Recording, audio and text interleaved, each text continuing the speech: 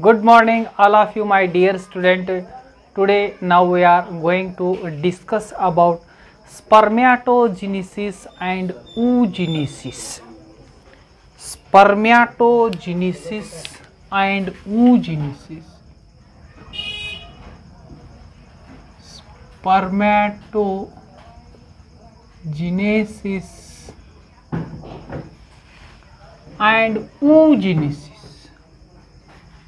oogenesis.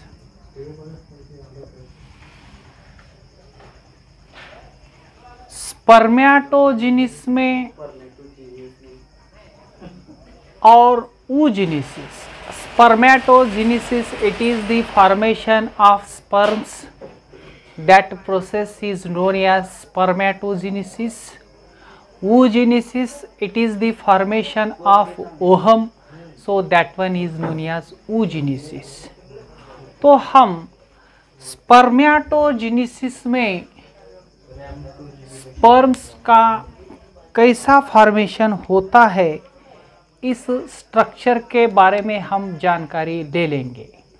तो spermatogenesis में first क्या होता है, माइटोसिस डिफरेंशिएशन होता है। माइटोसिस डिफरेंशिएशन, माइटोसिस डिफरेंशिएशन,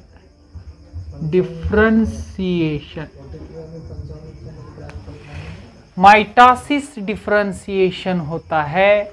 और उसके बाद प्राइमरी स्पर्मेटोसाइट, प्राइमरी स्पर्मेटोसाइट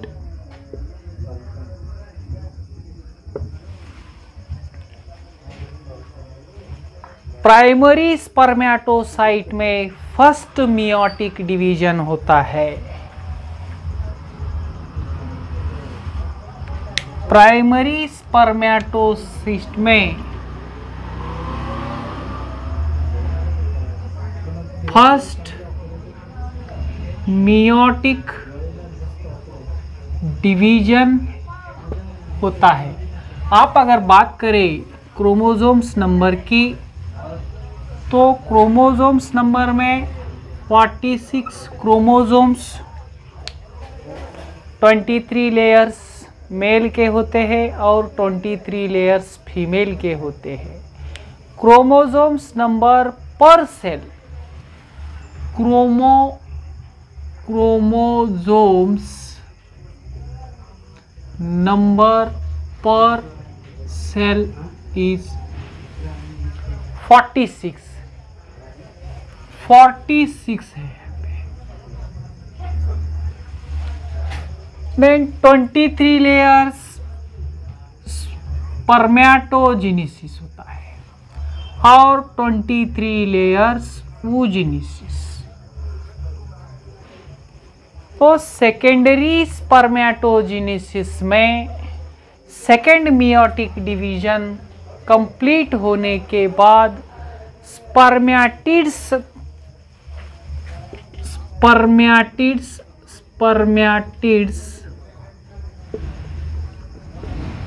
में रूपांतर होता है। और स्पर्मेटिड्स में क्या होता है, डिफरेंशिएशन होता है। इसमें क्या होता है, डिफरेंशिएशन होता है।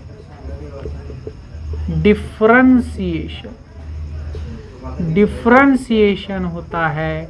और लास्ट में स्पर्मेटोजोआ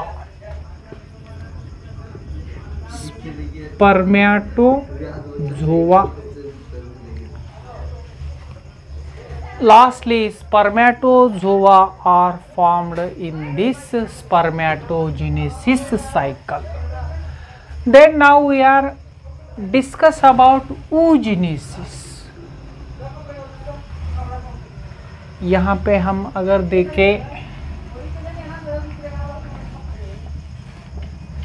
जैसे कि स्पर्मेटोजेनेसिस में हम देखें at puberty stage, at puberty और प्यूबरिटी स्टेज। पबर्टी स्टेज में अगर यह स्पर्मेटोगोनिया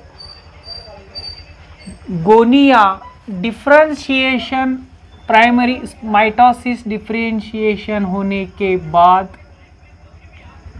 अपना फर्स्ट मियोटिक डिवीजन कंप्लीट कर लेता है। फर्स्ट मियोटिक डिवीजन कंप्लीट होने के बाद स्पर्मेटिड्स की यहाँ पे क्या होती है, उसका जो ट्रांसफरेशन है, जो ट्रांसफार्मर है वह स्पर्मेटिड्स में होता है। और उसके बाद क्या होता है, डिफरेंशिएशन होता है। डिफरेंशिएशन होके इसमें स्पर्मेटोजोआ की निर्मित होती है। बोले तो यह स्पर्मेटोजोआ की निर्मित होती है।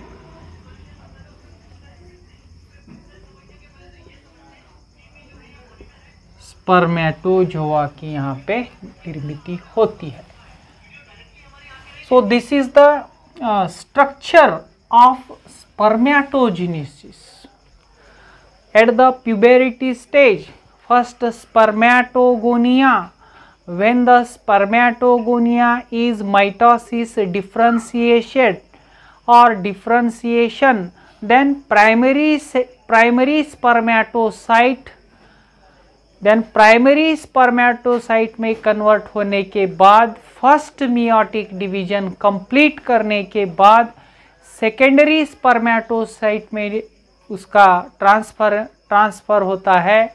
और उसके बाद सेकेंड मियोटिक डिवीजन में ट्रांसफ़र होने के बाद सेकेंड मियोटिक डिवीजन, सेकेंडरी में हम अगर बात करें, प्राइमरी हो गए, प्राइमरी होने के बाद इसमें हम अगर देखें प्राइमरी स्पर्मेटोसाइट्स होने के बाद सेकेंडरी स्पर्मेटोसाइट। सेकेंडरी स्पर्मेटोसाइट में क्या होता है, सेकेंड मियोटिक डिवीजन कंप्लीट होता है। सेकेंड मियोटिक डिवीजन कंप्लीट होता है।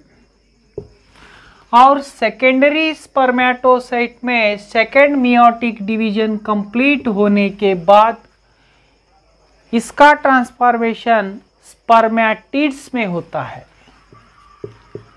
स्पर्मेटाइड्स में होता है। और स्पर्मेटाइड्स में डिफरेंशिएशन होने के बाद,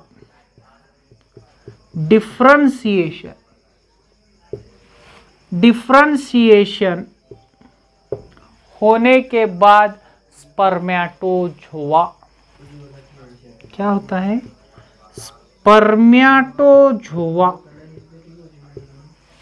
स्पर्मेटोजोआ का यहाँ पे क्या होता है, ट्रांसफर होता है। और स्पर्मेटोगोनिया जैसे कि हम यहाँ पे देख रहे हैं, स्पर्म्स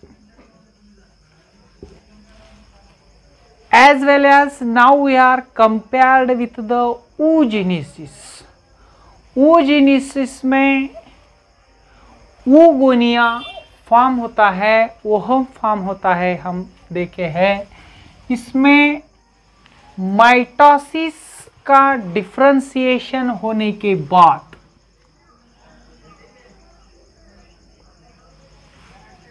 oogenesis में माइटोसिस डिफरेंशिएशन होने के बाद primary oocyte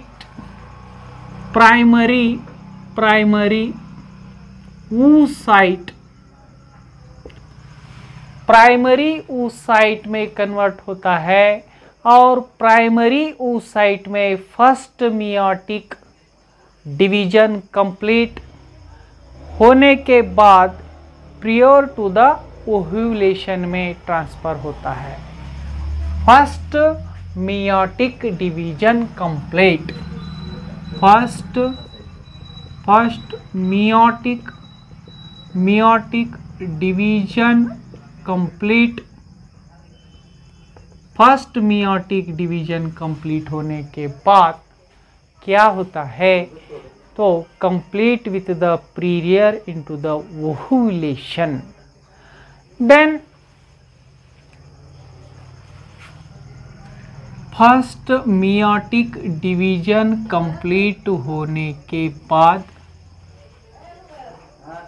complete with the ovulation, और उसके बाद यह ओवम फॉर्मेशन होने के बाद, ओवम फॉर्मेशन होने के बाद उसके बाद जो ओवम है इसमें क्या होता है, birth childhood, birth childhood stage में आकर यहाँ पे रुकता है। अगर यहाँ पे क्या होता है, फर्स्ट पोलर बॉडी की निर्मित होती है, और फर्स्ट पोलर बॉडी में से एक ओवम रिलीज होता है, और उसके बाद यह ओवम क्या करता है, इसमें second polar body, isn't it? Second polar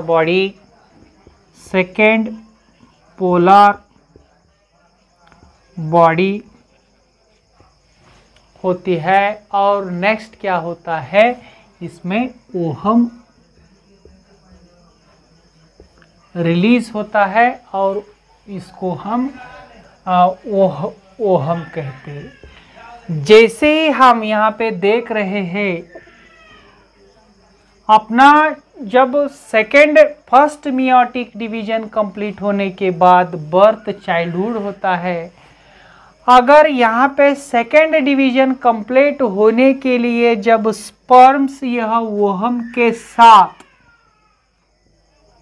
अगर फर्टिलाइज किया, तो यहाँ पे एक बात हो सकती है, इसी को हम प्रेगनेंसी कहते हैं। फर्टिलाइज करने के बाद ही जाइगोट की यहाँ पे निर्मित हो सकती है। अगर नहीं हो पाया तो बाद में मेनिस्ट्रियल साइकिल वैसे ही कंप्लीट होता है, और उसी के बाद ओवम की रिलीज यहाँ पर हो सकती है। नेक्स्ट हम अगर देखें तो menstrual cycle, the reproductive cycle in the primitive is called menstruation cycle. Example monkey, apes, human. तो हम मिनार्क किसे कहते हैं? First menstruation begins at the puberty called menarche. In human, female menstruation is repeated the average interval about 28 to 29 days, and cycle event starts from one menstruation till the next one is called menstrual cycle. Only one ovum is released during the middle of each menstruation cycle.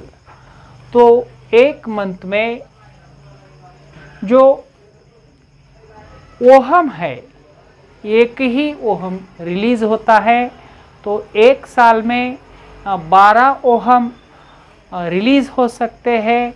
जो menstruation जो cycle है at the age of female with 40 at the age of 40 to 50 years तक यह menstruation cycle हो सकती है।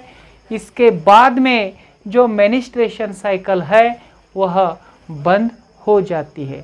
तो हम यह स्पर्मेटोजेनेसिस और oogenesis में जो प्रोसेस है, जो 46 क्रोमोसोम्स है, वो किस तरह से डिवाइड होते हैं यह हमने देखे। और मेनिस्ट्रेशन साइकिल किसे कहते हैं यह भी हमने देखे।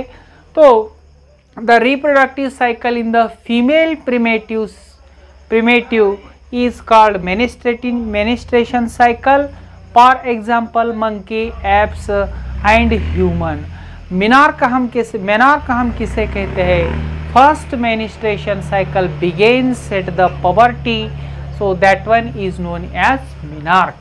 So let us, I will be stopped at this position. Remaining part we will see tomorrow next class. Thank you.